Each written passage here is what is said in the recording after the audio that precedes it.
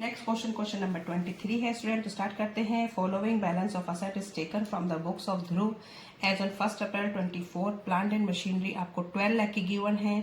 Depreciation is to be provided on plant and machinery 10% per annum. तो depreciation कितना provide कराना plant and machinery पे 10%। अब आपको इसे ट्रीटमेंट करना है इसका, एक तो एंट्री पास करनी है और फाइनल अकाउंट में आप किस तरीके से शो करेंगे। तो देखो आपके 12 लाख की डेप्रिसिएशन पहले निकालेंगे। Depreciation on machinery 12 lakh, 12 lakh का 10%, ये आ गया आपका 1,20,000। ठीक है, 1,20,000 ये डेप्रिसिएशन हो गया। अब आप इसको कैसे शो करेंगे, एंट्री कैसे पास करेंगे।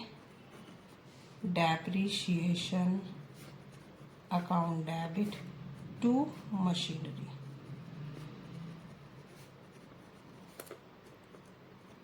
एक 1,20,000, 1,20,000। ठीक है, प्रॉफिट एंड लॉस अकाउंट में क्या दिखाएंगे, डेप्रिसिएशन अमाउंट। डेप्रिसिएशन अमाउंट कितना, 1,20,000। और बैलेंस शीट में क्या दिखाना है, बैलेंस शीट में असेट साइड में मशीनरी कितने की है आपकी, 12 लाख लेस डेप्रिसिएशन, 1,20,000। तो ये आ जाएगा 10,80,000।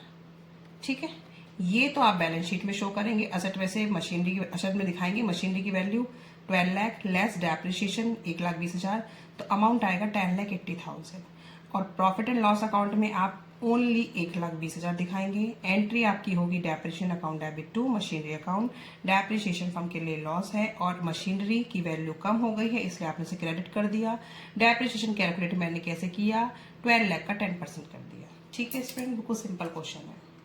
नेक्स्ट क्वेश्चन नंबर 24 है स्टूडेंट। तो स्टार्ट करते हैं। मशीनरी गिवन है 4 लाख की, फर्नीचर 2 लाख का गिवन है। Provision for depreciation on machinery 1,20,000, on furniture 54,200 given है।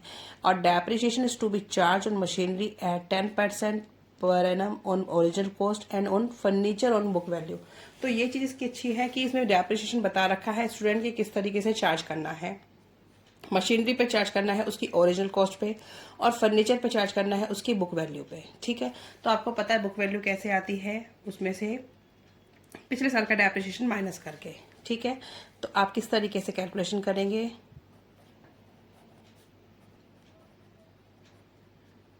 Depreciation on machinery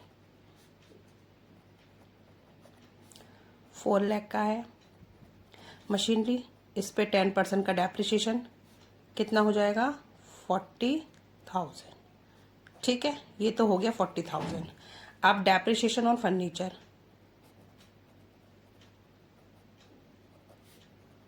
depreciation on furniture on किस पे बोला है, बुक वैल्यू पे। तो बुक वैल्यू कैसे आती है, 2 लाख में से 54,200 माइनस करेंगे, जो अमाउंट आएगा वो अमाउंट आया है मेरा 1,45,800।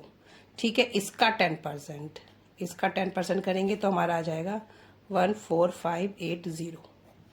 ठीक है, ये डेप्रिसिएशन आ गया, ये मशीनरी का आ गया, ये फर्नीचर का आ गया। ये ओरिजिनल कॉस्ट पे था, ये बुक वैल्यू पे था। बुक वैल्यू हमेशा डेप्रिसिएशन माइनस करने के बाद वाली होती है, उस पे आपने 10% लगाया। अब आप इसे फाइनल अकाउंट में किस तरीके से दिखाएंगे, प्रॉफिट एंड लॉस अकाउंट में डेबिट साइड में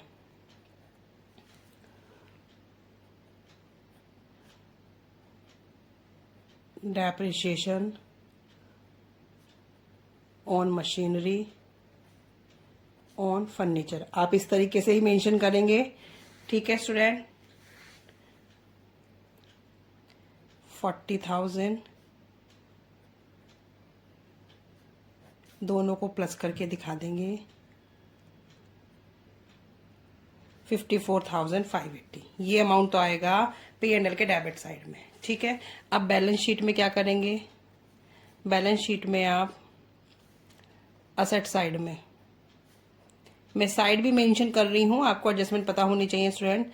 तो मशीनरी में आप किस तरीके से करेंगे, मशीनरी है 4 लाख की, लेस डेप्रिशिएशन। डेप्रिशिएशन कौन कौन सा, 40,000 तो ये, और प्लस 1,20,000 पहला वाला, तो कितना हो जाएगा 1,60,000। 1,60,000 आप माइनस करके दिखाएंगे तो ये वैल्यू आपकी आ जाएगी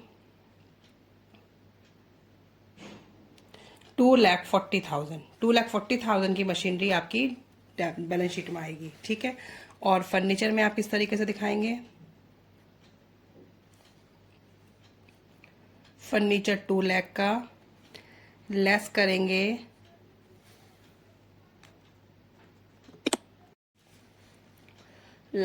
डेप्रिशिएशन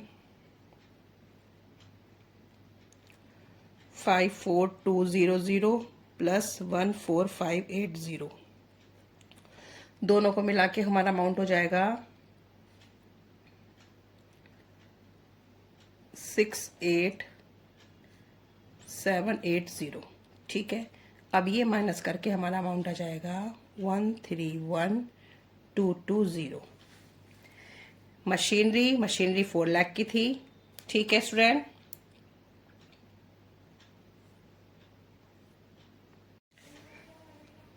मशीनरी आपकी 4 लाख की थी, लेस किया डेप्रिसिएशन 40,000 ये और 120 ये, ठीक है, 160 हो गया। तो 2,40,000 की मशीनरी की वैल्यू दिखाएंगे आप। फर्नीचर में आपको 2 लाख की फर्नीचर, उसमें से डेप्रिसिएशन किया है 5420 वाला ये और 14,580 वाला ये वाला, दोनों को प्लस किया, ये माइनस कर दिया, तो हमारे फर्नीचर की वैल्यू ये। बैलेंस शीट में आपको इस तरीके से ही मेंशन करके दिखाना है। यदि दोनों अमाउंट आपके किस में जाएंगे, बैलेंस शीट के असेट साइड में, और प्रॉफिट एंड लॉस में आपका इस तरीके से है, ठीक है स्टूडेंट।